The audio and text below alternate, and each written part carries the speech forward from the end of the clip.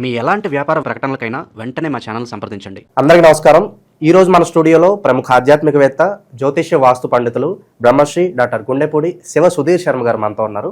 గురుగారితో మాట్లాడేద్దాం. నమస్కారం గురుగారు. శ్రీమాత్రే నమః. శ్రీ గురుభ్యో నమః. గురుగారు, సెప్టెంబర్ మాసం విశేషంగా ధనుసు రాశి వారికి ఏ విధంగా ఉండబోతుంది? చంద్రగ్రహణం ఉంది, మహాలయ పక్షాలు ఉన్నాయి, నెలాఖరు మనకి దేవి నవరాత్రులు ఉన్నాయి. వీటిని ఎలా ఉపయోగించుకుంటే కాస్త మంచి ఫలితాలు ధనుసు రాశి వారికి ఉంటాయి అంటారు? ధనుసు రాశి వాళ్ళకి మొన్నటిదాకా చాలా బాగుంది నాన్న. ఇప్పుడు అష్టమ స్థానంలోకి చంద్రుడు వచ్చేసాడు, కర్కాటకంలోకి చంద్రుడు వచ్చేసాడు, గురుడు వచ్చేసాడు చంద్ర రాశిలోకి. అష్టమ గురుడు కొంత కష్టకాలానికి కారకుడు అవుతూ ఉంటాడు. అలాగే అర్ధాష్టమంలో శని, తృతీయంలో రాహువు, షష్టమంలో కేతువు. ఇవి కొంతవరకు తొమ్మిదో స్థానంలో కేతువు. ఇవన్నీ కూడాను కొంతవరకు కష్టాన్ని కలుగజేసేటువంటి అవకాశాలు ఉంటాయి. వీళ్ళకు కూడాను 50-50%, 50-50% ప్రతికూలత ఉంది, అనుకూలత ఉంది. అనుకూలత ఉంది కదా అని చెప్పి దూకుతూ ఉన్నారా, కాళ్ళు కింద పడతాం. కాబట్టి ఉన్న సమయాన్ని సద్వినియోగపరచుకోవడానికి నిదానమే ప్రధానం. కాబట్టి ఆలోచించి ఆచితూచి అడుగు వేయండి. తప్పనిసరిగా ఈ మిగిలిన 0.5% ఏదైతే బాగాలేదు 50%, అది కూడా కొంతవరకు అనుకూలంగా మార్చుకోవడానికి అవకాశం కనబడుతుంది ముఖ్యంగా. కాబట్టి ఈ ధనుస్సు రాశి వాళ్ళ విషయానికి వస్తేనన్న, ఈ వీళ్ళకి ఉండే లక్షణం ఏంటి అంటే, తప్పనిసరిగా అనుకున్న పనిని అయ్యేంత వరకు పాము పగ అంటాం చూడండి. పాము పగబెడితే పని కాటు వేయకపోతే గట్టుకేసి కొట్టుకొని చచ్చిపోతుంటుంది. అంత టార్గెట్ రీచబుల్ పర్సన్స్ వీళ్ళు. ఒక మాట చెప్పానంటే అనుకున్న పని అవ్వాల్సిందే, గ్యారంటీ. అది నిద్రపోయేటువంటి లక్షణాలు ఉండవు వీళ్ళకి. అనుకున్న పని అయిపోయేంత వరకు నిద్రలో కూడా అది కలవరిస్తూ మధ్యలో లేచి కూర్చొని మళ్ళీ ఆ పని గురించి ఆలోచిస్తూ మళ్ళీ రాస్తూ కూర్చునేటువంటి లక్షణాలు ఉండేటువంటి వాళ్ళే ధనురాశి వాళ్ళు. ఈ ధనుస్సు రాశి వాళ్ళకి ఈ చంద్రగ్రహణ ప్రభావం చేత నిజంగా చెప్పాలంటే చాలా యోగం కలగబోతుందని చెప్తాను. ఓకే, ఎలాంటి శుభవార్తలు వినొచ్చు అంటారు వీళ్ళు? తప్పనిసరిగా గృహయోగాలు. స్థలం కొనాలి అనుకోండి, 100% తప్పనిసరిగా కొనేటువంటి అవకాశం ఉంటుంది. కొనొచ్చు. కొన్న తర్వాత కూడా దానివల్ల లాభం చేకూరేటువంటి అవకాశం ఉంటుంది. స్థలం కావచ్చు, ఇల్లు కావచ్చు, భూమి పొలం కావచ్చు, ఏదైనా సరే భూమికి సంబంధించినటువంటివి, గృహానికి సంబంధించినటువంటివి శుభయోగాలు కలుగజేసేటువంటి లక్షణాలు ధనుస్సు రాశి వారికి సెప్టెంబర్ మాసంలో సంపూర్ణంగా కలుగుతూ ఉంది. అలాగే భార్యాభర్తల మధ్య చిన్న చిన్న సమస్యలు ఉంటాయి నాన్న. వీటిని సరిదిద్దుకుంటూ ముందుకు వెళ్ళిపోతే సంసార జీవితం కూడా ఆనందమయంగా చక్కగా ముందుకు తీసుకెళ్ళవచ్చు. వీళ్ళకు కూడా చిన్న చెప్తాను, పరిహారం చెప్తాను. ఆ పని చేస్తే ఈ సమస్యలు కూడా ఉండవు. లాస్ట్లో చెప్తా పరిహారం ఏంటనేది. కుటుంబ కలహాలు, ఇక పూర్వీకుల ఆస్తి డిస్ట్రిబ్యూషన్లో చాలా మంది కొంత ఇబ్బందులు ఫేస్ చేస్తూ ఉంటారు. అవన్నీ క్లియర్ అయ్యే అవకాశాలు. నిజంగా మాట చెప్పాలంటే సెప్టెంబర్ మాసంలో ఇందాక చెప్పాను నేను, గృహ భూపరమైనటువంటి ఆనందదాయకమైనటువంటి వాతావరణం ఉంటుందని. అలాగే పిత్రార్జితం సంబంధించినటువంటి విషయాలు ఏదైనా కోర్టు కేసుల్లో ఉన్న, ఒక స్థలం కొన్నాము అదేదో కోర్టులో పడింది, ఇట్లాంటి వాటిల్లో కూడా శుభవార్త వింటారు తప్పనిసరిగా. ఎందుకంటే వీళ్ళకి అనుకూలంగా మారబోతున్నాడు కుజుడు. ఈ కుజగ్రహ ప్రభావం చేత సంపూర్ణమైనటువంటి భూకారకమైనటువంటి యోగాలు ఆనందదాయకంగా భవిష్యత్తుకు బంగారు బాట వేసేలా మారబోతున్నాయని చెప్పడంలో ఏమాత్రం కూడా సంశయం లేదు. ఆ దిశగా ప్రయత్నం చేయండి, ప్రయాణం చేయండి. పెద్దలు కూర్చోబెట్టి మాట్లాడటమా, కోర్టుకు వెళ్ళటమా, సెటిల్ చేసుకోవటమా, ఇట్లాంటివి ఏవైతే ఉంటాయో, పోనీ మీకేదైనా నష్టం చేకూరిన స్థలాలు ఉన్నాయి, అవి అమ్ముడు పోవట్లేదు, ఇలాంటివి ఏమన్నా కూడా తప్పనిసరిగా లాభదాయకంగా ఉండేటువంటి పరిస్థితిగా కనబడుతున్నాయి. రియల్ ఎస్టేట్ రంగం వాళ్ళకు కూడా చాలా బాగుంటుంది ఈ నెలలో, ధనుర్మాసంలో, ధనుస్సు రాశిలో ముఖ్యంగా సెప్టెంబర్ మాసంలో. అలాగే వివాహ ప్రయత్నాలు మాత్రం వద్దని చెప్తాను. వివాహ ప్రయత్నాలు అంత పెద్దగా అనుకూలించవు. గురుబలం కూడా తగ్గిపోయింది. అష్టమంలోకి గురుడు రావడం వల్ల కర్కాటకంలోకి గురుబలం లేదు. కాబట్టి వివాహానికి సంబంధించినటువంటి ప్రయత్నాలు చేయవద్దు. చేసి 1-2 సార్లు విఫలమయ్యి మనశ్శాంతి లేకుండా బాధపడుతూ కూర్చోవలసిన పరిస్థితి తెచ్చుకోవద్దు. గురుగారు, కొంతమందికి చెప్తూ ఉంటారు లేట్ మ్యారేజెస్ కూడా కొంతమంది కలిసి వస్తాయి అని చెప్తూ ఉంటారు. ఎలాంటి సందర్భాల్లో కలిసి వస్తాయి అంటే, ముఖ్యంగా నాన్న చెప్తా, లేట్ మ్యారేజ్ అంటే వీటిలో 2 హాస్యాస్పదంగా ఒకటి తీసుకోవచ్చు, మనం ఆధ్యాత్మికంగా ఇంకోటి తీసుకోవచ్చు. లేట్ మ్యారేజ్, అమ్మాయికి బాగా కోటీశ్వరాలు, పెళ్లి కాలేదు, అమ్మాయిని పెళ్లి చేసుకుంటే వీడికి కలిసి వచ్చింది, అయిపోయింది ఒకటి. అవునా? పెళ్లి కావట్లేదు అమ్మాయి ఎలా ఉన్నా పెళ్లి చేసుకుంటే అయిపోయి వీడు కోర్టులో చేసినట్టే కదా, వీడు కావాల్సింది అదే, వీడి టార్గెట్. కానీ లేట్గా ఉండేటువంటి వాళ్ళకి ఇక్కడ చాలామందికి చెప్తానన్న, 2వ వివాహ యోగాలు ఉంటాయి చాలామందికి.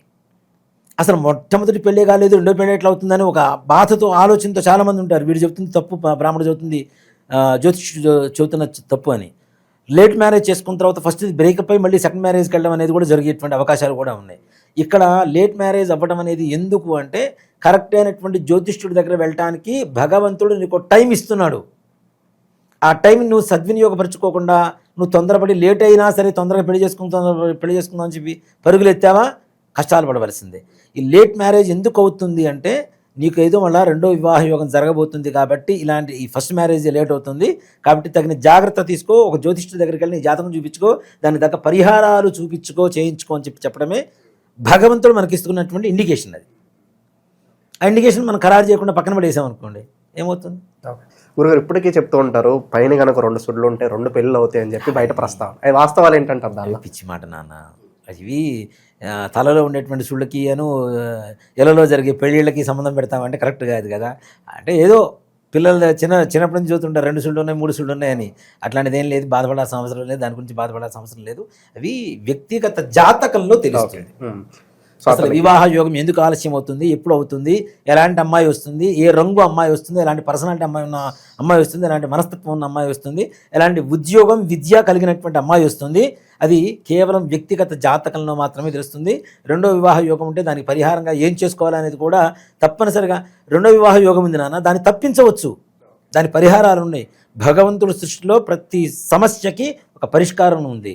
Without solution there is no problem. దాంట్లో సమస్య లేదు, సొల్యూషన్ లేని ప్రాబ్లమ్స్ అంటే ఏమీ లేవు. కాబట్టి అవి వ్యక్తిగత జాతకం చూపించుకుంటే తెలుస్తుంది తప్పనిసరిగా వివాహపరమైనటువంటి వాటికి.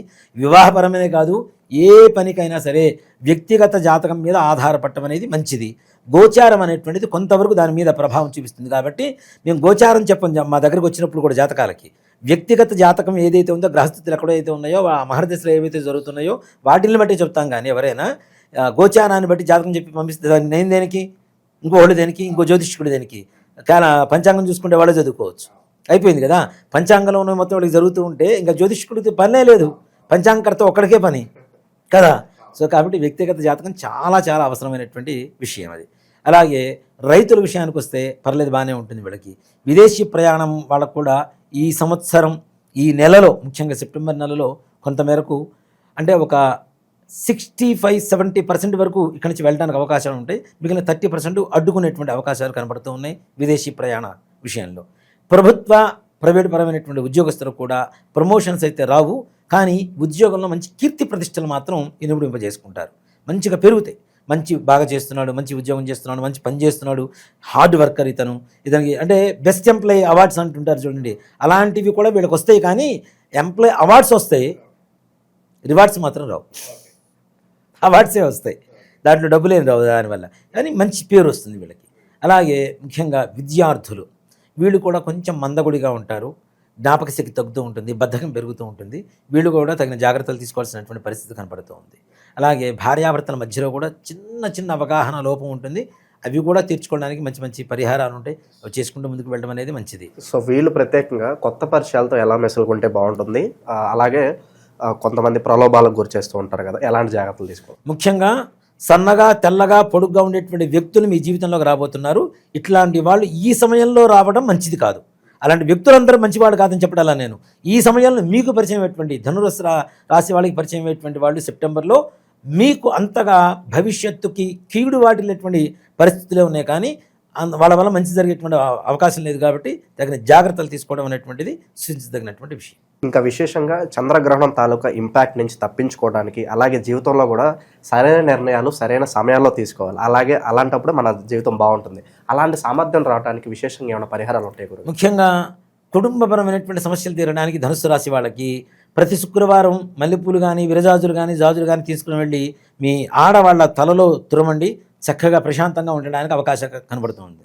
అలాగే ధనుస్సు రాశి వాళ్ళు ఏం చేస్తే ఉన్నటువంటి కష్టాలు, చిన్న చిన్న కష్టాలు ఏవైతే ఉన్నాయో అవన్నీ కూడా పక్కకి వెళ్ళిపోతాయి అనేటువంటి పరిస్థితి కనబడుతుందో, అది కూడాను తప్పనిసరిగా గురువారం రోజున శనగలు గుగ్గిళ్ళు చేసి ముష్టి వాళ్ళకి పంచి, దాంతోపాటు దక్షిణ ఏదో ఒకటి ఇచ్చి వాళ్ళు కాళ్ళు కడుక్కుని ఇంటికి రావడం అనేటువంటిది ప్రతి గురువారం చేయవలసినటువంటి నియమం. అలాగే దత్తాత్రేయ స్వామి వారి దర్శనం కానీ, గురుచరిత్ర పారాయణ కానీ ఇంకా విశేషంగా వీళ్ళకి సహాయపడుతుంది. ఓకే, ఓవరాల్గా ధనుసు రాశి వారి పరిస్థితి ఈ మాసంలో ఏ విధంగా ఉండబోతుందో అద్భుతంగా వివరించారు. ధన్యవాదాలు. శ్రీమాత్రే నమః. శ్రీ గురుభ్యో నమః.